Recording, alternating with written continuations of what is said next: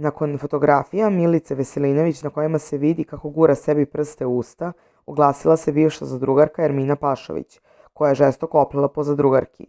Milica, tačnije Slinoje, je jedno najodvratnije biće koje sam ikada vidjela, unakazila je Mensura. Devojka u tim godinama da bude toliki ološ, to još nisam vidjela u životu. Mene lično toliko nervira da ne mogu da je gledam očima, rekla je Ermina, pa se nadovezala i na Mensurovo ponašanje.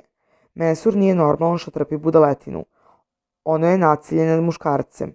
Ja da sam deo njegove porodice, podnela bi krivičnu tužbu protiv nje, prokomentarisala je Ermina, a na pitanje šta misli o Mini Vrbaški i kako gleda na njeno učešće, bivša zadrugarka je odgovorila.